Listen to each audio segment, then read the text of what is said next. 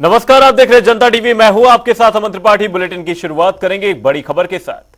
बड़ी खबर, बड़ी जानकारी सीएम योगी के गोरखपुर दौरे को लेकर। आपको बता दें, सीएम योगी आदित्यनाथ गोरखपुर के 3 दिवसीय दौरे पर हैं। वहीं दौरे के दूसरे दिन सीएम ने जनता दरबार लगाया है। वहीं सभी लोगों की इस दौरान समस्याएं सुनी है। वहीं अधिकारियों को इस दौरान निस्तारण के निर्देश दिए गए हैं। वहीं गोरखनाथ मंदिर में यह जनता दरबार लगाया गया है। गोरखनाथ मंदिर के परिसर में जनता दरबार लगाया गया, जहां सीएम योगी आदित्यनाथ लोगों की समस्याओं को सुनते हुए नजर आए। वहीं संबंधित अधिकारी भी इस दौरान मौजूद रहे। दौरे के दूसरे दिन सीएम योगी आदित्यनाथ ने जनता दरबार लगाया।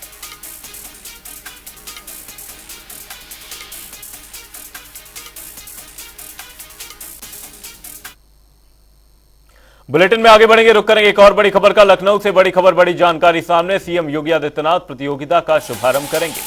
67वें राष्ट्रीय विद्यालय खेल प्रतियोगिता का शुभारंभ किया जाएगा। 14 साल तक के छात्र छात्राएं इस प्रतियोगिता में हिस्सा लेंगे।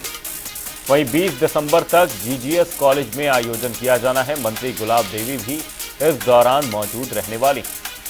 लखनऊ से ये बड़ी खबर, बड़ी जानकारी आपको बता रहे हैं। सीएम योगी आदित्यनाथ प्रतियोगिता का शुभारंभ करने वाले हैं। ये बड़ी खबर लखनऊ से।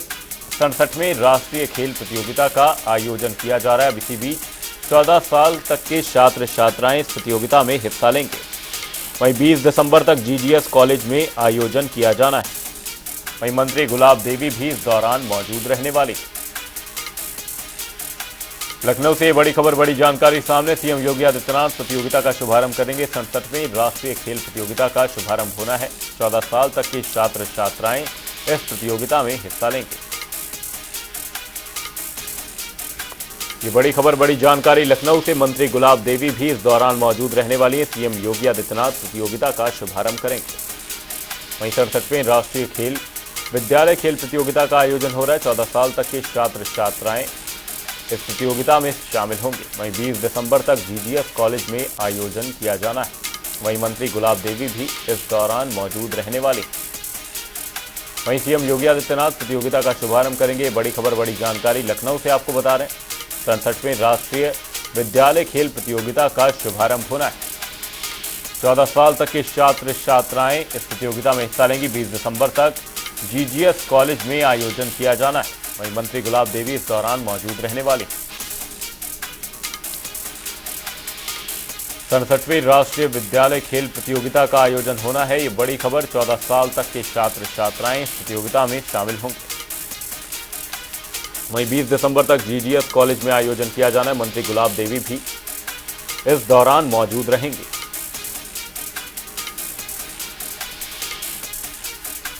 सड़सठवें राष्ट्रीय विद्यालय खेल प्रतियोगिता का आयोजन किया जा रहा है। 14 साल तक के छात्र छात्राएं इस प्रतियोगिता में शामिल होंगे। वहीं 20 दिसंबर तक जीजीएस कॉलेज में आयोजन किया जाना है। वहीं मंत्री गुलाब देवी भी इस दौरान मौजूद रहने वाली। वहीं सीएम योगी आदित्यनाथ द्वारा प्रतियोगिता का शुभारंभ किया जाएगा। 67वें राष्ट्रीय विद्यालय खेल प्रतियोगिता का आयोजन हो रहा है। 14 साल तक के छात्र छात्राएं इस प्रतियोगिता में शामिल होंगे। ये बड़ी खबर, बड़ी जानकारी। सीएम योगी आदित्यनाथ प्रतियोगिता का शुभारंभ करेंगे। 67वें राष्ट्रीय विद्यालय खेल प्रतियोगिता का आयोजन किया जाना है, जिसमें 14 साल तक के छात्र छात्राएं शामिल होंगे। 20 दिसंबर तक जीजीएस कॉलेज में यह आयोजन किया जाना है। इसी खबर पर हमारे संवाददाता अनूप कुमार सिंह हमारे साथ लखनऊ से जुड़े हुए हैं। अनूप, आपसे जानना चाहेंगे, 67वें राष्ट्रीय विद्यालय खेल प्रतियोगिता का आयोजन हो रहा है, किस तरीके से प्रतियोगिता रहने वाली है, क्या कुछ प्रतियोगिताएं देखी जाएंगी, वहीं किस तरह से आयोजन रहने वाला है। वहीं सीएम योगी आदित्यनाथ भी आज उद्घाटन करने वाले हैं, क्या कुछ रहेगा पूरा कार्यक्रम? देखिए अमन, आज 67वें राष्ट्रीय विद्यालय खेल प्रतियोगिता का शुभारंभ मुख्यमंत्री योगी आदित्यनाथ करने जा रहे हैं। एक एयरपोर्ट कुर्सी रोड पर स्पोर्ट कॉलेज में किया जाएगा। इसमें माध्यमिक शिक्षा मंत्री गुलाब देवी भी मौजूद रहेंगे और उत्तर प्रदेश के तमाम स्कूलों के छात्र इस खेल में प्रतियोगिता में हिस्सा लेने वाले हैं। अंडर 14 के जो बच्चे हैं, चाहे छात्र हैं या छात्राएं हैं, वो अपनी प्रतिभा का यहाँ पर दिखा सकेंगी। और निश्चित रूप से जिस तरीके से तमाम जो खेल पहले से भी होते थे, जो तमाम जो छात्र हैं वो खेल की दिशा में बढ़ते थे, वो स्कूल से ही बढ़ते थे। तो कुल मिला के कहा जा सकता है कि एक अच्छा प्लेटफॉर्म है। शिक्षा के साथ साथ तमाम वो छात्र हैं जो खेल जगत में अपना नाम रोशन करते हैं। तो कुल मिला के ये 67वें जो राष्ट्रीय विद्यालय प्रतियोगिता का शुभारंभ आज मुख्यमंत्री योगी आदित्यनाथ करेंगे। आज 16 तारीख से 20 तारीख तक ये प्रतियोगिता यहाँ पर चलेगी। इसमें तमाम विद्यालय के जो छात्र हैं वो इसमें हिस्सा ले रहे हैं, तमाम खिलाड़ी हिस्सा ले रहे हैं। इस प्लेटफॉर्म के बाद फिर आगे की प्रक्रिया और होगी, क्योंकि मुख्यमंत्री योगी आदित्यनाथ लगातार खेल पर भी ध्यान देते हैं और जो भी खिलाड़ी हैं उनको लेकर भी लगातार कोशिश करते हैं कि वो अपनी प्रतिभा का जो दिखा सकें और देश प्रदेश का नाम रोशन कर सकें। पिछले दिनों की बात करें अब खेलों की, जिस तरीके से लगातार एक रुझान बढ़ रहा है, रुचि बढ़ रही है लोगों के अंदर, छात्रों के अंदर, जो खिलाड़ी हैं उनके अंदर, निश्चित रूप से यही वजह है कि सरकारें अब खेलों पर लगातार ध्यान दे रही हैं। जो मेधावी खिलाड़ी हैं उनको लगातार पुरस्कृत भी किया जा रहा है, या फिर तमाम जो पिछली तरीके से अगर बात करें सरकारों की, तो खिलाड़ी तो होते थे लेकिन उनको सुख सुविधाएं नहीं मिल पाती, जिसके कारण तमाम जो खेल थे वो विलुप्त होते जा रहे थे। लेकिन अब हर खेल को, छोटे छोटे खेलों पर भी सरकार ध्यान दे रही है और लगातार उनके खिलाड़ी भी बढ़ रहे हैं। और यही वजह है कि देश में गोल्ड मेडल की बात करें, यहाँ पर कांस्य पदक की बात करें, लगातार देश के लिए खिलाड़ी जीत भी रहे हैं। तो कुल मिला के बात की जाए कि अब जो विद्यालय से जो माध्यमिक परिषद ये जो प्रतियोगिता करा रहा है, इसमें तमाम जो विद्यालय उत्तर प्रदेश के हैं उनके खिलाड़ी हैं, जिस खेल में वो पारंगत हैं, उस खेल के तहत इस जो कुर्सी रोड पर स्पोर्ट कॉलेज है वहां पर इस भाग लेंगे। उसमें गुलाब देवी माध्यमिक शिक्षा मंत्री हैं, वो भी वहां पर मौजूद रहेंगी। मुख्यमंत्री योगी आदित्यनाथ शुभारंभ करेंगे और 20 तारीख तक ये जो एथलेट का जो खेल है ये जारी रहेगा। 67वें राष्ट्रीय विद्यालय खेल प्रतियोगिता का शुभारंभ किया जाना है। बहुत बहुत धन्यवाद अनूप तमाम जानकारी के लिए। बुलेटिन में आगे बढ़ेंगे, रुक करेंगे एक और बड़ी खबर का। बड़ी खबर, बड़ी जानकारी सामने लखनऊ से इस वक्त की बड़ी खबर आपको बता दें। समाजवादी पार्टी 2024 की तैयारियों में जुट चुकी है। वीआईपी सीटों को लेकर इस दौरान पार्टी में मंथन किया जा रहा है।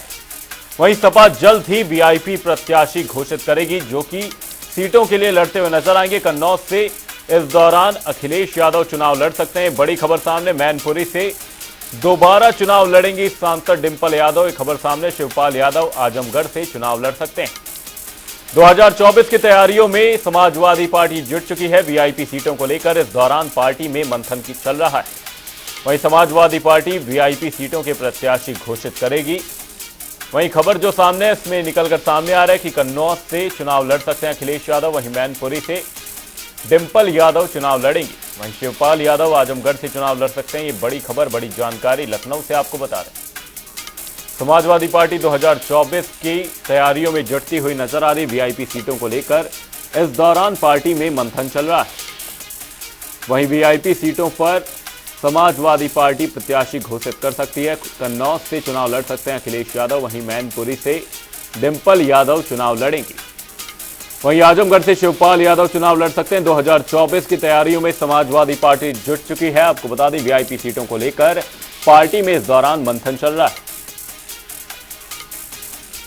इसी खबर पर हमारे संवाददाता तौकीर किदवई हमारे साथ जुड़े हुए। तौकीर, आपसे जानना चाहेंगे, समाजवादी पार्टी भी अब 2024 चुनावों के मद्देनजर एक्टिव मोड में नजर आ रही है। अब इसी दौरान वीआईपी सीटों के लिए प्रत्याशी घोषित किए जाने, क्या कुछ अपडेट फिलहाल सामने है? लोकसभा सीटें हैं जिसको लेकर लगातार इस बात की चर्चा बनी रहती है कि समाजवादी पार्टी वहां से अपने कुनबे के लोगों को ही चुनाव मैदान में उतारेगी। फिलहाल कई ऐसी सीटें हैं जिसको लेकर तस्वीर एकदम साफ है कि वहां पर समाजवादी पार्टी खेमे से जो लोग मैदान में होंगे, इसमें आजमगढ़ है जहां पर शिवपाल सिंह यादव को संभावित प्रत्याशी बताया जा रहा है, क्योंकि आजम खान लगातार शिवपाल सिंह यादव लगातार आजमगढ़ के दौरे कर रहे हैं और वहां पर सभी सीटों पर जो विधानसभा की सीटें थी वहां पर समाजवादी पार्टी ने जीत दर्ज की थी। क्लीन स्वीप किया था भारतीय जनता पार्टी को और ये भी माना जा रहा था कि इसमें सबसे बड़ा जो महत्वपूर्ण जो उसमें रोल है वो अखिलेश यादव का, शिवपाल सिंह यादव का है और इसी वजह से वहां पर उनको मजबूत स्थिति में माना जा रहा है कि शिवपाल सिंह यादव आजमगढ़ से प्रत्याशी होंगे। और इसके अलावा मैनपुरी से डिंपल यादव ने उपचुनाव जीता है वहां पर लोकसभा का, इसलिए उन्हें वहां का संभावित प्रत्याशी माना जा रहा है। अक्षय यादव के लिए लगातार शिवपाल सिंह यादव ने कहा है कि फिरोजाबाद से वो प्रत्याशी होंगे और मैदान में होंगे, इसलिए उन्हें फिरोजाबाद से, क्योंकि वो परंपरागत सीट रही है शिवपाल सिंह यादव की, वहां तो चुनाव लड़ते रहे हैं और ये माना जा रहा है कि शिवपाल सिंह यादव की जगह इस बार अक्षय यादव को मौका दिया जाएगा। वहीं कन्नौज से संभावनाएं बताई जा रही हैं कि अखिलेश यादव लगातार कन्नौज दौरा कर रहे हैं। अभी 2 दिन पहले भी वो कन्नौज में थे और वहां से भी जो उनके जो नेता हैं, जो जिले के नेता हैं, वो इस बात का लगातार ऐलान कर रहे हैं कि अखिलेश यादव कन्नौज से प्रत्याशी होंगे। फिलहाल ऐसी कई सीटें हैं, जैसे कि अब रामपुर और मुरादाबाद ऐसी सीटें नहीं है जहां पर इनके सांसद थे 2019 में, लेकिन यहाँ पर अभी तस्वीर साफ नहीं हो पाई है कि यहाँ से कौन प्रत्याशी होगा। फिलहाल मौजूदा सांसद मुरादाबाद के एसटी हसन है, माना यह जा रहा है कि उनको भी मौका दोबारा दिया जाएगा। फिलहाल ऐसे 7 सीटें हैं उत्तर प्रदेश की लोकसभा की जहां पर समाजवादी पार्टी अपने प्रत्याशियों के लिए बहुत जल्द घोषित कर सकती है। लेकिन तौकीर, यहां पर मैं आपसे जानना चाहूंगा, इसी बीच जो यहां पर इंडिया गठबंधन की बैठक होनी है जिसमें सीट बंटवारे को लेकर चर्चा होनी है, क्या ये तस्वीर उसके बाद ज्यादा साफ हो पाएगी कि वीआईपी प्रत्याशियों पर, वीआईपी सीटों पर किन प्रत्याशियों को यहां पर समाजवादी पार्टी उतारने वाली है?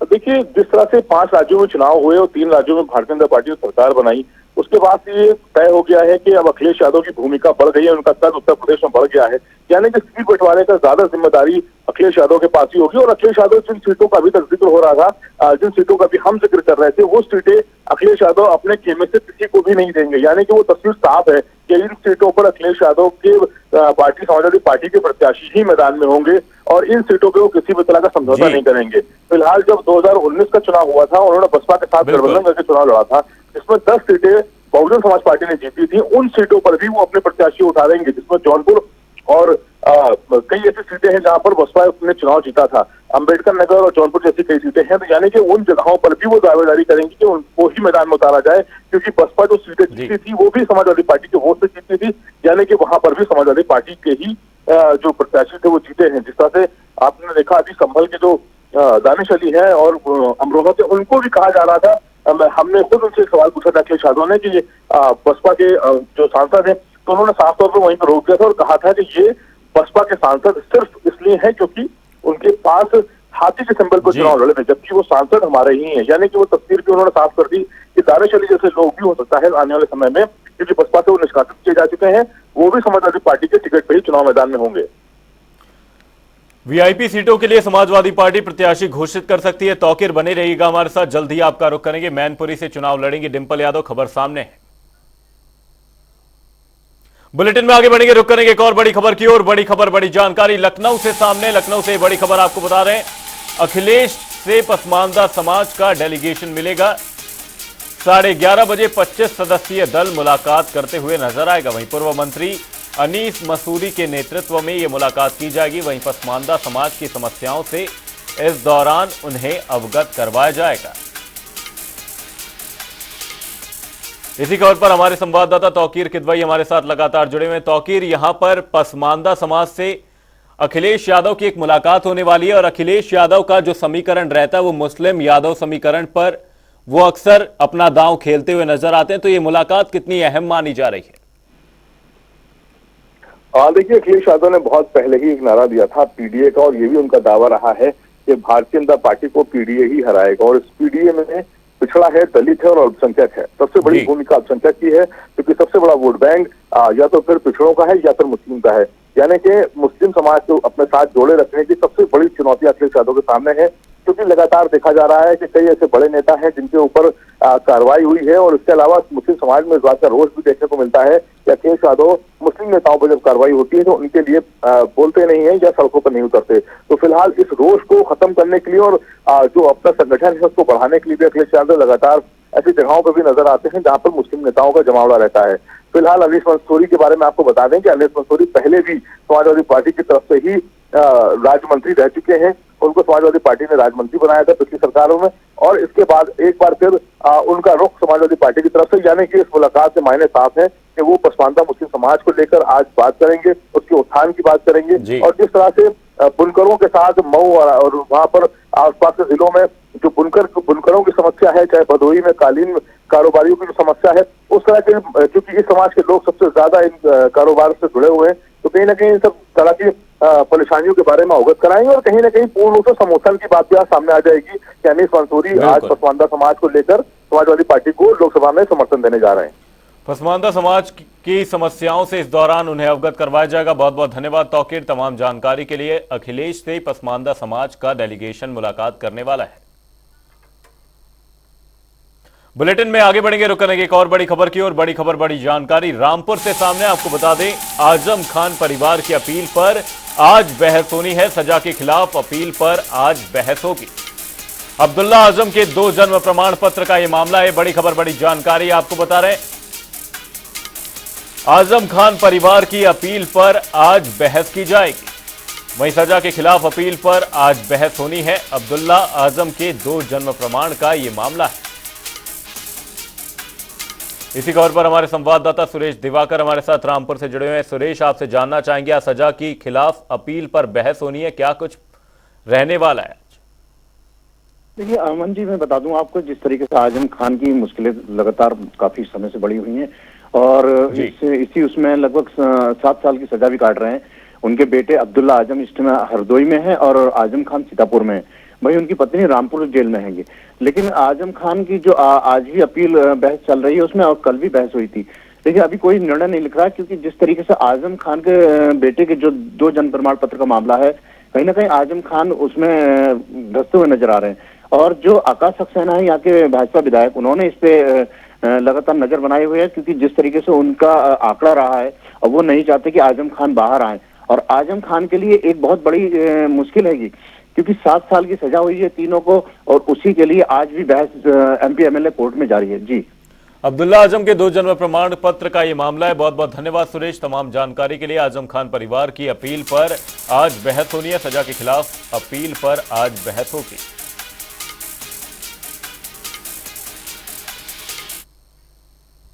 श्री राम जन्मभूमि तीर्थ क्षेत्र के महासचिव चंपत राय ने बताया कि रामलला की नई प्रतिमा अयोध्या में बन रही है। जो 3 लोग बना रहे हैं, मूर्ति वही बनाएगा जिसने पहले 50 से 100 मूर्तियां बनाई होंगी। तकनीकी काम वही करता है जो उसका जानकार है। तकनीक को मनुष्य के भेद करके नहीं देखा जा सकता।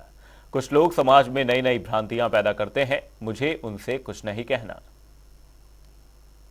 रामलला की नई प्रतिमा अयोध्या में बन रही है, इतना पर्याप्त है। 3 लोग बना रहे हैं। कौन लोग बना रहे हैं, ये बात मैं पहले कई बार कह चुका हूं, बार बार दोहराने की कोई जरूरत नहीं। पुराना इतिहास ढूंढो। मूर्ति वही बनाएगा जो उसका तज्ञ है, जिसने 150 मूर्तियां पहले बनाई होंगी। तकनीकी काम वही करता है जो उसका जानकार है। और तकनीक को मनुष्य के भेद करके नहीं देखा जाता है। मैं ये बात कई बार कह चुका हूं, तो भी कुछ लोगों को इसी में आनंद आता है कि समाज में नए नए विषय, नई नई भ्रांतियां पैदा करें। मुझे उनसे कोई विशेष बात कहनी नहीं है। अब मैं सबसे अंत में ही बताऊंगा कि प्रतिमा किसने बनाई, उसका फोटो भी आएगा, जल्दी न की जाए।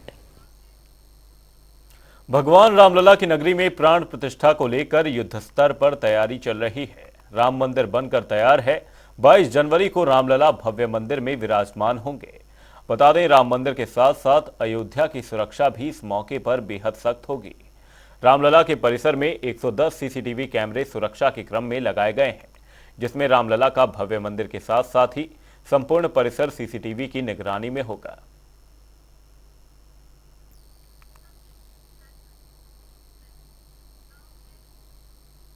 बुलेटिन में रुक करेंगे 2 मिनट में 10 बड़ी खबरों की ओर। लोकसभा क्षेत्रों में भाजपा ने बनाया कॉल सेंटर। सांसद विधायक पर नजर रखने के लिए बनाए गए कॉल सेंटर। लाभार्थियों से भी लिया जाएगा फीडबैक। यूपी में बढ़ रहा ठंड का प्रकोप। कानपुर में दर्ज की गई शीतलहर। अलाव का सहारा ले रहे लोग। प्रयागराज में भी लोगों को ठंड से हो रही परेशानी। शीतलहर की चपेट में आने से लुढ़का पारा। देवरिया में जनपद न्यायाधीश देवेंद्र सिंह ने जिला कारागार का किया निरीक्षण। कहा, सजा काट रहे बंदियों की समस्या का जल्द होगा निस्तारण। मुरादाबाद से सामने आई अस्पताल से लापरवाही की तस्वीरें। मरीजों के बिस्तर पर आराम फरमाते नजर आए कुत्तों का वीडियो वायरल। लखनऊ में पुलिस चौकी से टकराया भारी वाहन। हादसे में पुलिस चौकी को पहुंचा खासा नुकसान। टूटी हुई खिड़कियां और बैरिकेड आए नजर।